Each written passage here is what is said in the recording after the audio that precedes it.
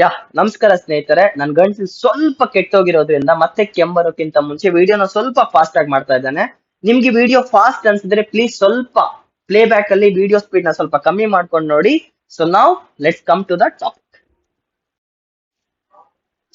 ನಮಸ್ಕಾರ ಸ್ನೇಹಿತರೆ, welcome back to one more video of Indian polity. ಕ್ಷಮಿಸಿ, ಒಂದು ವಾರದಿಂದ ವಿಡಿಯೋಸ್ ನಾನು ಹಾಕಿಲ್ಲ. ಆರೋಗ್ಯ ಸ್ಥಿತಿ ತುಂಬಾ ಚಿಂತಾಜನಕವಾಗಿತ್ತು. ನನ್ ಗಂಟ್ಲಲ್ಲಿ ನೋವಿತ್ತು, ವೋಕಲ್ ಕಾರ್ಡ್ ಸ್ವಲ್ಪ ಹಾಳಾಗಿತ್ತು. ಸೊ ಸ್ವಲ್ಪ ಮಾತಾಡಿದ್ರು ಕೂಡ ಅಂತಿದ್ದೆ. ಸೊ ಅದಕ್ಕೆ ಹಾಕಕ್ಕಾಗಿಲ್ಲ. ಸೊ ಇನ್ಮೇಲೆ ರೆಗ್ಯುಲರ್ ಆಗಿರ್ತಾನೆ, don't worry. As promised daily ಒಂದು ಜಿಯೋಗ್ರಫಿ ವಿಡಿಯೋ, ಒಂದು ಪಾಲಿಟಿ ವಿಡಿಯೋ ಬರ್ತಾ ಇರತ್ತೆ. And really sorry for being in active for almost 2 weeks.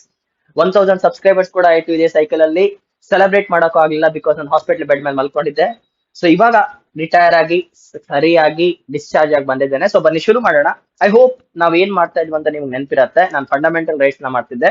Fundamental rights ಇದು ಒಂದು ವಿಡಿಯೋ, ಇದಾದ್ಮೇಲೆ ಇನ್ನೊಂದು ವಿಡಿಯೋ ಹಾಕ್ತೇನೆ. ಇನ್ 2 ವಿಡಿಯೋಸ್ ಫಂಡಮೆಂಟಲ್ ರೈಟ್ಸ್ ಮುಗಿದೋಗತ್ತೆ, ಆಯ್ತಾ?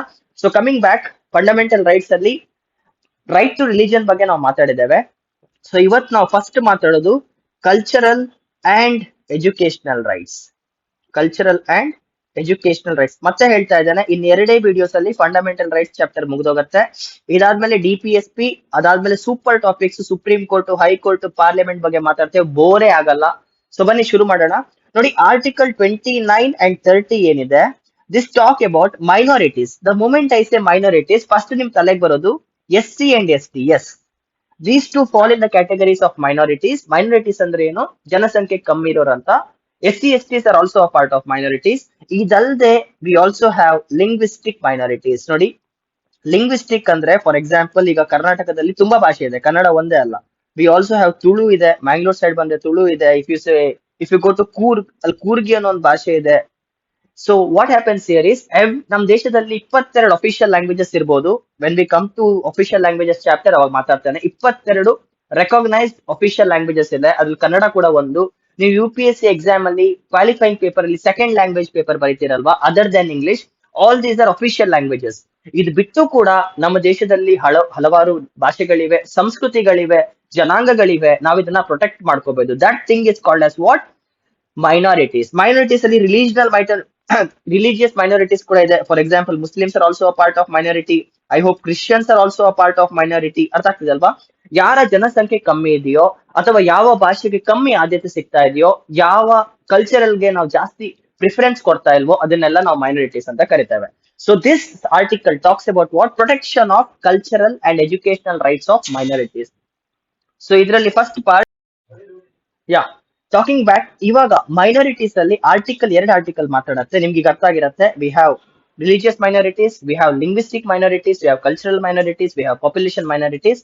ಸೊ ಅದರಲ್ಲಿ ಆರ್ಟಿಕಲ್ 29 ಏನ್ ಹೇಳತ್ತೆ ಅಂದ್ರೆ, this talks about protection of cultural minorities. Culture of a minority ನೆನ್ಪಿಟ್ಕೊಳ್ಳಿ. We talk about culture of minority. Culture ಅಂದ್ರೆ ಏನು? ಒಂದು ಜನಾಂಗಕ್ಕೆ ಅವ್ರದೇ ಆದಂತ ಒಂದು ಲ್ಯಾಂಗ್ವೇಜ್ ಇರ್ಬೋದು. They can have their own particular language. ಅವ್ರದೇ ಒಂದು ಭಾಷೆ ಇರ್ಬೋದು. ಫಾರ್ ಎಕ್ಸಾಂಪಲ್ ತುಳು ಅಂದೆ, ಅವ್ರದೇ ಒಂದು ಸ್ಕ್ರಿಪ್ಟ್ ಇರ್ಬೋದು. ಬರೆಯಕ್ ಅವ್ರದೇ ಒಂದು own handwriting, own language ಇರ್ಬೋದು. They can also have a culture. ಅವ್ರಿಗೊಂದು ಫೆಸ್ಟಿವಲ್ಸ್ ಇರ್ಬೋದು, ಅವ್ರ ಡ್ರೆಸ್ಸಿಂಗ್ ಸ್ಟೈಲ್ ಇರ್ಬೋದು, ಏನೇ ಆಗಿರ್ಬೋದು. They have the right to protect their culture. ಅರ್ಥ ಆಗ್ತದೆ? Article 29 talks about protection of the culture. For example, if you see the tribes of India, STs, north ಇಂಡಿಯಾದಲ್ಲಿ ಬರುವಂತ ಶೆಡ್ಯೂಲ್ಡ್ ಟ್ರೈಬ್ಸ್ ನ ನೀವು ನೋಡೋದಾದ್ರೆ, ಅಸ್ಸಾಂ, ಮಿಜೋರಾಂ ಕಡೆ ಇರುವಂತ ಟ್ರೈಬ್ಸ್ ನ ನೀವು ನೋಡೋದಾದ್ರೆ, they always have their own culture, own language, own tradition. ಅದನ್ನ ನಾವು ಇನ್ಫ್ಲೂಯೆನ್ಸ್ ಮಾಡೋ ಹಾಗಿಲ್ಲ. For example, if you take the example of history, when Christians came to India, they started imposing their god on us. ಇನ್ಮೇಲೆ ನೀವು Jesus ನ follow ಮಾಡಬೇಕು, English ಮಾತಾಡಬೇಕು, ಒಬ್ಬರನ್ನೇ ಮದುವೆ ಆಗ್ಬೇಕು, ಸತಿ ಸಿಸ್ಟಮ್ ನ ಫಾಲೋ ಮಾಡೋ ಹಾಗಿಲ್ಲ. So what was happening? One community was imposing their power on other minorities. Alva, this thing is not allowed in India. You have the right to protect your language.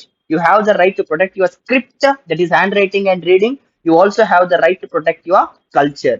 This is what it talks about Article 29. Idal ಜಾಸ್ತಿ ಏನ್ ಮಾತಾಡ್ಬೇಕಂತ ಇಲ್ಲ. And even after this, even if the minorities are protecting their culture, if in case they want to study in normal schools, state render ಮಾಡುವಂತ schools ಏನಿದೆ, Kannada medium schools ಆಗಿರ್ಬೋದು, English medium schools ಆಗಿರ್ಬೋದು, government schools ಆಗಿರ್ಬೋದು, funded schools ಆಗಿರ್ಬೋದು, they are not restricted to study in them. ನೆನ್ಪಿಟ್ಕೊಳ್ಳಿ, even if those people are following their culture, they are open to study. ಯಾಕಂದ್ರೆ article 21 clause A ಏನಂತೆ, right to freedom of education ಅಂತ ಇದೆ. So there is no discrimination even if the people are following their culture, if they are protecting their culture, they cannot be discriminated on the basis of ಏನಂತ ಹೇಳಿದ್ದೆ ಗೊತ್ತಿದ್ಯಾ? Religion, race, caste, sex and place of birth. Based on this, those people cannot be discriminated. Still, they also have the right to protect their culture. ಎರಡನ್ನು mix ಮಾಡ್ಕೋಬೇಡಿ. Article 21, Article 21A, right to equality, Article 14, discrimination, against the discrimination, Article 15, these all are protecting the what? Article 29. ಇದಾದ್ಮೇಲೆ Article 30 ಬರುತ್ತೆ. The next Article 30 is, it gives the right to minorities. It gives right to minorities for what? To establish and administer. ನೋಡಿ, establish ಅಂದ್ರೆ start ಮಾಡ್ಬೋದು and administer ಆಡಳಿತ ಮಾಡ್ಬೋದು.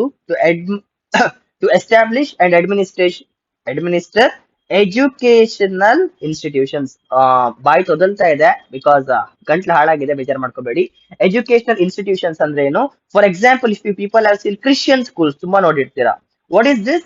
Under this Article 30, these people have, Christian minority has the right to form their own institutions. ಅವ್ರದೇ ಒಂದು schools ನ ಕಟ್ಬಹುದು. Saint Mary, saint Thomas, saint Joseph ತುಂಬಾ ನೋಡಿರ್ತೀರಾ. This feature is also given to whom? All the religious minorities and also cultural and linguistic minorities. ಇವ್ರೊಂದು school ನ ಕಟ್ಟಿದ್ರೆ ನೆನ್ಪಿಟ್ಕೊಳ್ಳಿ, there are three types of schools. One, which are affiliated to the state and want aid. Want aid ಅಂದ್ರೆ ಸ್ವಲ್ಪ ಹಣಕಾಸಿನ ಅನಿವಾರ್ಯತೆ ಇದ್ರೆ they will take the aid from the state. Else they are just recognized by the state but no aid. ಅವರಿಗೆ aid ಬೇಕಾಗಿಲ್ಲ. They only want what? Recognition, affiliation ಬೇಕು to the state government, but they don't want any kind of funds. Third one, state ಕಡೆಯಿಂದ ಅವರಿಗೆ fund ಕೂಡ ಬೇಕಾಗಿಲ್ಲ, aid ಕೂಡ ಬೇಕಾಗಿಲ್ಲ, recognition ಕೂಡ ಬೇಕಾಗಿಲ್ಲ. Understand this? If a school formed by the minority is looking for the recognition of the state government, there's such kind of schools or colleges should obey to the rules and regulations set by the state. ಅದೇನಂದ್ರೆ they will have to follow the prescribed syllabus ಇರ್ಬೋದು, ಅದನ್ನ ಅವ್ರು follow ಮಾಡಬೇಕು. Entrance exams ಇರ್ಬೋದು, ಅವ್ರು ಅದನ್ನ ಕೂಡ follow ಮಾಡಬೇಕು. ಫ್ಯಾಕಲ್ಟಿ ಹೈಯರ್ ಆಗಿರ್ಬೋದು, faculty and non faculty hiring ಇದೆ ಅಲ್ವಾ, ಆ ಪ್ರೊಸೆಸ್ ನ ಕೂಡ ಫಾಲೋ ಮಾಡಬೇಕು. So what I am telling, if in case a institution is accepted to follow or want to get recognized by the state government ಇಂದ recognize ಆಗ್ಬೇಕು. Fund ತಕೋಬಹುದು, ತಕೊಳ್ದೇ ಇರ್ಬೋದು. If you fall into the category of 1 and 2, they will have to obey to the rules of state government, plus they can administer their area. ಅದೇ ನೀವು third category ಯಾವ್ದಾದ್ರೆ, ನಿಮ್ಗೆ state ಇಂದ recognisation ಕೂಡ ಬೇಕಾಗಿಲ್ಲ, aid ಕೂಡ ಬೇಕಾಗಿಲ್ಲ ಅಂದ್ರೆ ನೀವು ನಿಮ್ದೇ ಸಿಲೆಬಸ್ ನ ಫಾರ್ಮ್ ಮಾಡಬಹುದು, ನಿಮ್ದೇ ಎಂಟ್ರೆನ್ಸ್ ಎಕ್ಸಾಮ್ ಇಟ್ಕೋಬಹುದು, ಫ್ಯಾಕಲ್ಟೀಸ್ ನ ನಿಮ್ಗೆ ಇಷ್ಟ ಬಂದಂಗೆ ಹೈರ್ ಮಾಡ್ಕೋಬಹುದು. But if in case a school is recognized by the state, they have to follow to the rules and regulations set by the state government. State ಅಂದ್ರೆ ಇಲ್ಲಿ ಕರ್ನಾಟಕ ಅಂತ ಮಾತಾಡ್ತಿಲ್ಲ, ಪೊಲಿಟಿಕಲ್ ಎಂಟಿಟಿ. ಆರ್ಟಿಕಲ್ 12 ಬಗ್ಗೆ ಗೊತ್ತಿರತ್ತೆ ವಾಟ್ ಇಸ್ ಸ್ಟೇಟ್. ಸೊ ಆ state ಬಗ್ಗೆ ನಾನು stress ಮಾಡ್ತಾ ಇದ್ದೇನೆ. So these are the two articles talking about what? Cultural and educational rights of minorities. Cultural ಅಂದ್ರೆ ಅವ್ರ ಭಾಷೆನ ಪ್ರೊಟೆಕ್ಟ್ ಮಾಡ್ಕೋಬಹುದು, ಅವ್ರ ಕಲ್ಚರ್ ನ ಪ್ರೊಟೆಕ್ಟ್ ಮಾಡ್ಕೋಬಹುದು, ಅವ್ರ ಲಿಪಿನ ಪ್ರೊಟೆಕ್ಟ್ ಮಾಡ್ಕೋಬಹುದು. ಎಜುಕೇಶನಲ್ ಅಂದ್ರೆ ಅವ್ರ ಸ್ಕೂಲ್ಸ್ ಅಂಡ್ ಸ್ಕೂಲ್ಸ್ ನ ಕಟ್ಕೋಬಹುದು, so that they can teach in their own languages, protect their things and so on. ಇದಾದ್ಮೇಲೆ ನೆಕ್ಸ್ಟ್ ಬರುವಂತ ಆರ್ಟಿಕಲ್ ಇಸ್ ಆರ್ಟಿಕಲ್, ನೋಡಿ, ಆರ್ಟಿಕಲ್ 29 ಆಯ್ತು, this talks about the protection of culture. Article 30 ಆಯ್ತು, this talks about what? Establishment of schools and colleges to the institution. ಇವಾಗ ಬರುತ್ತೆ the most important article, article 32. ನೆನ್ಪಿಟ್ಕೊಳ್ಳಿ, article 32, this talks about constitutional remedies.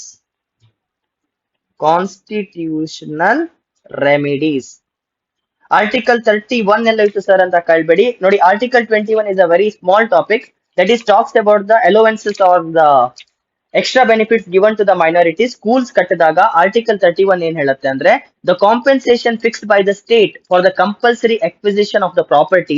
ಈ ವಿಷಯಕ್ಕೆ ಬಂದು it was giving the right for the it was article 31 ಏನಿತ್ತಂದ್ರೆ, it was talking about the property acquisition for the minorities. If in case ಅವ್ರ school ಕಟ್ಟಬೇಕಂದ್ರೆ ಪ್ರಾಪರ್ಟಿನ acquire ಮಾಡೋ rights ಕೊಟ್ಟಿದ್ರು. But ನೆನ್ಪಿಟ್ಕೊಳ್ಳಿ, right to property is remote, so article 31 ಅಷ್ಟು powerful ಆಗಿಲ್ಲ. Okay, article 31 is also talking about the right to property. Since right to property is not a fundamental right, article 31 ನ ಕೂಡ remove ಮಾಡಿದ್ದಾರೆ. So don't worry about this particular thing. Article 29 and article 30 ಬಗ್ಗೆ focus ಮಾಡಿ. Article 21 talks about right to property but that is deleted. So article 31 ಬಗ್ಗೆ ತಲೆ ಕೆಡಿಸ್ಕೋಬೇಡಿ ಆಯ್ತಾ. Article 29 article 30 ಆದ್ಮೇಲೆ ಬರುವಂತದ್ದು ಆರ್ಟಿಕಲ್ 32 ಕಾನ್ಸ್ಟಿಟ್ಯೂಷನಲ್ ರೆಮಿಡೀಸ್. ನೆನ್ಪಿಟ್ಕೊಳ್ಳಿ, this article is called as soul of the constitution, heart and soul of constitution ಅಂತ ಕರೆದಿದ್ರು doctor B R Ambedkar ಅವರು. ಇದನ್ನ ಹಾರ್ಟ್, ಹೃದಯ ಹಾಗೂ ಆತ್ಮ, heart and soul of the constitution ಅಂತ ಕರೀತಾರೆ. What is constitutional remedies?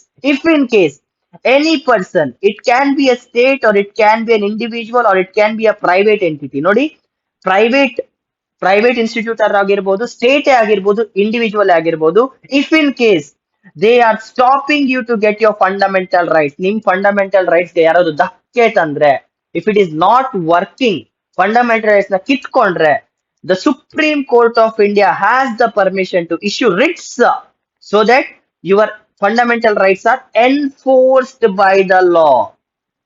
Enforced by the law. Sir, what is this enforcement by the law? ಅಂದ್ರೆ ಫಾರ್ ಎಕ್ಸಾಂಪಲ್, ನಿಮ್ ಊರಲ್ಲಿ ಹುಡುಗಿಯರಿಗೆ ಸ್ಕೂಲ್ಗೆ ಹೋಗೋ ಅಧಿಕಾರ ಇಲ್ಲ. ನಿಮ್ ಊರಲ್ಲಿರೋ ಜನ ನಿಮ್ ಹೆಣ್ಮಕ್ಳನ್ನ ಸ್ಕೂಲ್ ಕಳಿಸ್ತಾ ಇಲ್ಲ. Article 21 says right to, article 21 right to liberty and right to liberty ಇದೆ. ಆರ್ಟಿಕಲ್ 21 ಏನ್ ಹೇಳುತ್ತೆ? ರೈಟ್ ಟು ಎಜುಕೇಶನ್ ಇದೆ, free and compulsory education from 6 to 14 years ಅಂತ ಆ ಆರ್ಟಿಕಲ್ ಅಂಡರ್ ಅಲ್ಲಿ. ಅಂಡ್ ಆರ್ಟಿಕಲ್ 15 ಏನ್ ಹೇಳುತ್ತೆ? No discrimination the basis of sex ಅಂತ ಹೇಳ್ತಿದೆ. ಬಟ್ ಇಲ್ಲೇನಾಗ್ತಿದೆ? ನಿಮ್ ಊರವರು ನಿಮ್ ಮನೆ ಹೆಣ್ಮಕ್ಳನ್ನ ಸ್ಕೂಲ್ಗೆ ಹೋಗಕ್ ಬಿಡ್ತಾ ಇಲ್ಲ ಅಂದ್ರೆ supreme court of India writs ನ ರಿಲೀಸ್ ಮಾಡುತ್ತೆ, so that that particular child gets the right to go to school. ಅದನ್ನ ರಿಟ್ಸ್ ಅಂತ ಕರೀತಾರೆ. So article 32 talks about writs, that is fundamental rights are enforced by the law. Enforced by the law. That's the reason Supreme Court of India is called as guarantor of the guarantor of fundamental rights. Sorry, Supreme Court of India is called as guarantor of the fundamental rights. Guarantee ಮಾಡುತ್ತೆ ನಿಮ್ fundamental rights ನ. By chance ಯಾವನಾದ್ರು ಕಿತ್ಕೊಂಡ್ರೆ ನೀವು direct supreme court of India ಡೆಲ್ಲಿಗೆ ಹೋಗಿ case ನ file ಮಾಡಬಹುದು. Not just supreme court, you can also go to the high court. But the most important factor ಏನಂದ್ರೆ, ಯಾವ್ದಾದ್ರು ಒಂದ್ ವಿಷಯದಲ್ಲಿ ಫಂಡಮೆಂಟಲ್ ರೈಟ್ಸ್ ವೈಲೇಟ್ ಆದ್ರೆ ನೀವು ಡಿಸ್ಟ್ರಿಕ್ಟ್ ಕೋರ್ಟ್ ಹೋಗ್ಬೇಕಂತ ಇಲ್ಲ, ಹೈಕೋರ್ಟ್ಗೂ ಹೋಗ್ಬೇಕಂತ ಇಲ್ಲ, ಡೈರೆಕ್ಟ್ ಸುಪ್ರೀಂ ಕೋರ್ಟ್ ಆಫ್ ಇಂಡಿಯಾಗೆ ಹೋಗಿ ಮಾತಾಡಬಹುದು. Supreme court will listen to this. That is the beauty of article 32.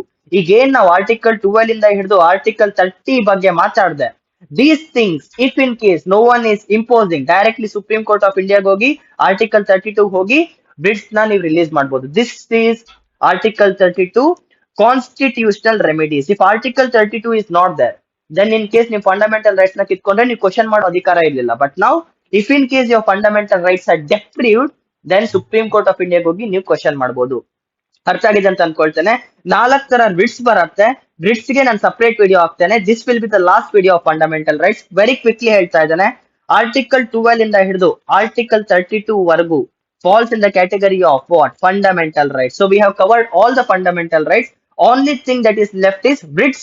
ಯಾವ ತರ writs ಇದೆ? mandamus ಅಂದ್ರೆ ಏನು? ಅದೇ sorry, the last video last part ಏನ್ ಮುಕ್ಕಿದೆ, ಬ್ರಿಟ್ಸ್ ಬಗ್ಗೆ ಮಿಕ್ಕಿದೆ. ಬ್ರಿಟ್ಸ್ ವಿಡಿಯೋನ ನಾನು ಮಾಡಿ ತುಂಬಾ ಡೀಟೇಲ್ ಆಗಿ ಆಗ್ತೇನೆ, ಬಿಕಾಸ್ ಇಲ್ಲಿ ನಾನು ಸ್ವಲ್ಪ ಲ್ಯಾಂಡ್ ಮಾರ್ಕ್ ಜಡ್ಜ್ಮೆಂಟ್ಸ್ ಡಿಸ್ಕಸ್ ಮಾಡಬೇಕು. ಅದರ್ ದೆನ್ ದಿಸ್ ಆರ್ಟಿಕಲ್ 12 ಇಂದ ಹಿಡಿದು ಆರ್ಟಿಕಲ್ 32 ವರೆಗೂ all the fundamental rights are covered. So ಇದ್ರದೆಲ್ಲ ಮರ್ಜ್ ಮಾಡಿ ಒಂದು ಕಾಲೇಜ್ ವಿಡಿಯೋ ಕೂಡ ಹಾಕ್ತೇನೆ. With this fundamental rights chapter is completed, one of the longest chapter and one of the important chapter. ಇದರಿಂದ ನೀವು 3 questions ನ ಎಕ್ಸ್ಪೆಕ್ಟ್ ಮಾಡಬಹುದು. It can be mains question or prelims question. Make sure that you revise very carefully. In case ಯಾವ್ದಾದ್ರು question ಅಲ್ಲಿ doubt ಇದ್ರೆ comment section ಗೆ ಬನ್ನಿ and Telegram group ನ ಜಾಯ್ನ್ ಆಗಿ, so that you can answer the multiple choice questions based on fundamental rights. And ಒಂದು request ಕೂಡ ಮಾಡಿದ್ರು, make a MCQ video on this ಅಂತ. So fundamental rights all the MCQ questions ವಿಡಿಯೋನ ಕೂಡ ನಾನು upload ಮಾಡ್ತೇನೆ. ಇವಾಗ ನನ್ನ ಗಂಟ್ಲು ವರ್ಕ್ ಆಗ್ತಿದೆ, ಸೊ ದೇವ್ರ ಹತ್ರ ಬೇಡ್ಕೊಳ್ಳಿ ನನ್ನ ಗಂಟ್ಲು ಮಟ್ಲೆ ಹಾಳಾಗದೆ ಇರ್ಲಿ ಅಂತ. ನೆಕ್ಸ್ಟ್ ವಿಡಿಯೋದಲ್ಲಿ ಸಿಗೋಣ. ಜೈ.